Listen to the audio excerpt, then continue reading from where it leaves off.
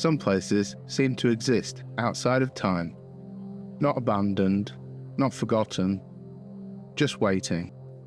People often ask me why I photograph these places, industrial estates, empty roads, forgotten corners of towns. For me, they're never just neglected places. They're places where different layers of time exist together. You can see traces of what something used to be, sitting alongside what it's trying to become. Mark Fisher describes hauntology as the persistence of futures that never arrived. That idea really resonated with me. I'm not photographing ruins for the sake of nostalgia. I'm interested in places where those unrealized futures still seem to linger.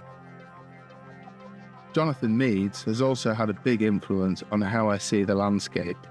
He argues that the places people dismiss as ugly or ordinary often tell us far more about a culture than its famous landmarks. Photography slows me down enough to notice those things. The project has become as much a part about understanding and my own relationship with these places as documenting them.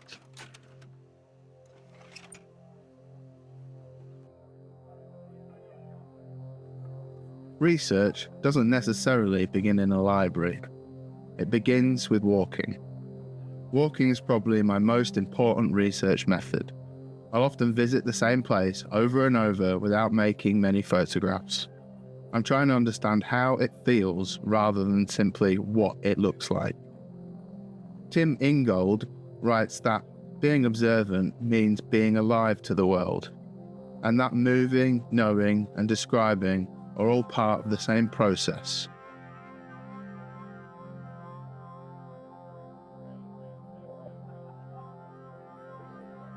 Observation comes first. Photography comes afterwards. The camera isn't collecting evidence. It's helping me to think.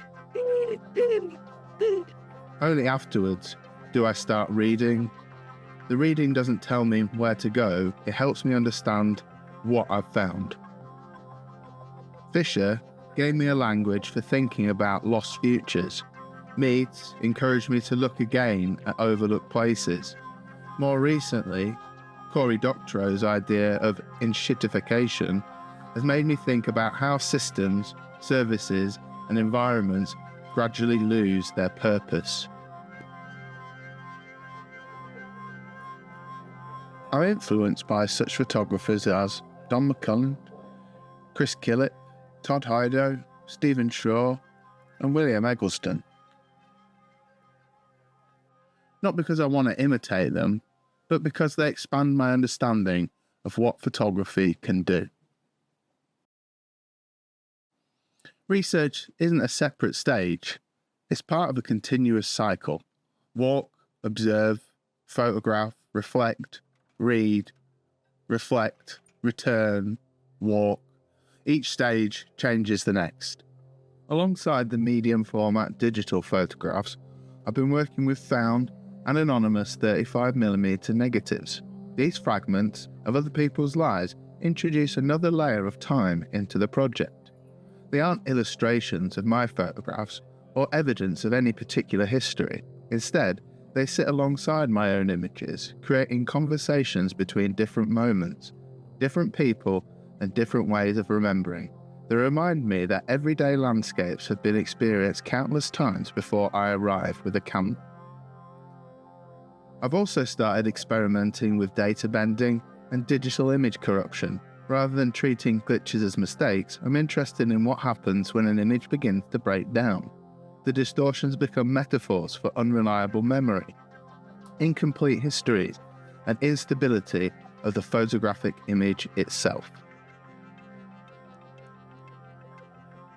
As the project has developed, it's naturally expanded into video, sound, and installation.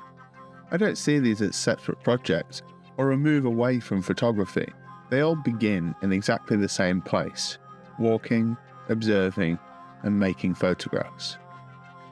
As my understanding of the work has grown, so have the ways I choose to explore and present it. Each new technique has become another part of the same ongoing process rather than an end in itself. The continual development is what makes the practice sustainable. There's always another process to explore, another connection to make, and another way of understanding the work.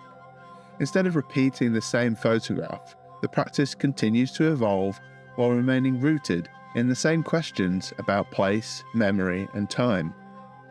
Sustainability also extends to the practical side of how I work.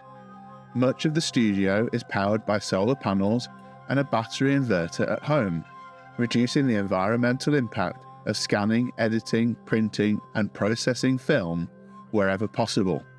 I also build on existing materials, whether that's revisiting locations, reworking my own images, or incorporating found negatives into new bodies of work. Rather than constantly chasing something new, the practice grows by returning, reflecting, and developing what already exists.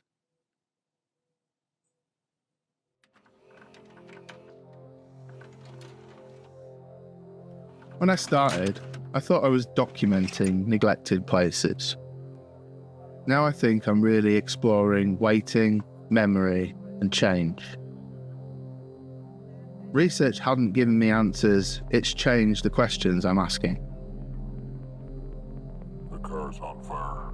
I'm much less interested in documenting buildings than in understanding the social and cultural conditions that produce them. 1,000 lonely suicides. For me, sustainability isn't just about materials or environmental impact. It's about building a practice I can keep returning to for years and years to come. Because these places keep changing, and the work keeps changing too. Every walk reveals something different. Every photograph leads to another question rather than a conclusion. That's what keeps the practice alive. I'm not looking for definitive answers. I'm trying to understand the relationship between place, memory, and time. Photography won't solve those questions, but it gives me a reason to keep paying attention. I don't think the project will ever really be finished.